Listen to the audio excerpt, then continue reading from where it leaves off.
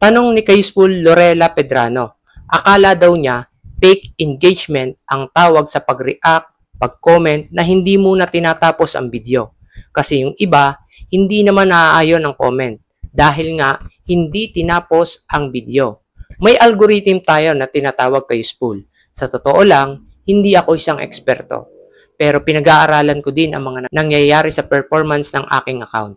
Kung pag-iisipan nating mabuti, ano ba yung fake engagement? Yun ay peke. Hindi makatotohanan pakikipag-ugnayan, sabi nga. Mapapansin mo sa comment section natin na iba-iba ang pagkaka-arrange ng mga comment. May malayong oras kung kailan nag-comment. May ilang minutes lang ay kita na natin ang kanyang comment. At mapapansin mo, yung iba, wala sa ating comment section kahit nag-comment naman sila. Kung hindi mo i-click itong all comments o ang newest, hindi mo makikita ang kanilang mga comment. At hindi magiging sunod-sunod yan ng oras na mula sa pinakabago hanggang sa pinakauna pang comment.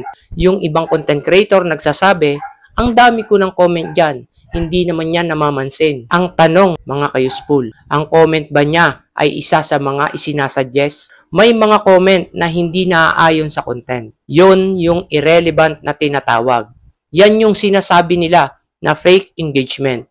Pero, makikita pa rin natin yung irrelevant na yan sa ating comment section.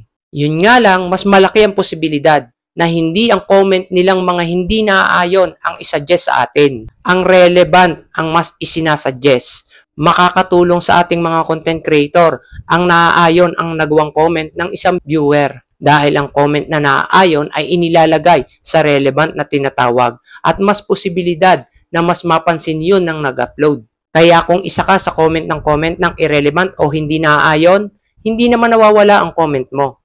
Nasa kailaliman nga lang yan. Kaya mas malaki ang posibilidad na hindi mabasa agad yan na nag-post ng content. Katulad po ngayon na relevant ang nai-comment ni Kayusful. Nagiging suggested ang comment niya sa akin. Maaaring matawag na fake engagement nga ang mag-comment nga tayo ng hindi naaayon sa content. Agree naman ako sa sinabi nila dahil maaaring baliwalain ang nag-upload o hindi pansinin ang isang comment. Pero kahit hindi natin natapos ang video, kung naunawaan natin ang video, maaari tayong mag-comment. Kung relevant naman ang comment natin o naaayon, hindi maituturing na fake engagement yon dahil may kaugnayan ang ating nai-comment sa pinag-uusapan sa isang content. Desisyon po natin kung gusto natin tapusin o hindi ang isang video. Magpasalamat tayo sa mga tumatapos na panoorin ang ating mga video. Sa engagement, maging ang react, share at views. Kaya maraming salamat po sa mga patuloy na tumatangkilik ng mga videos ko.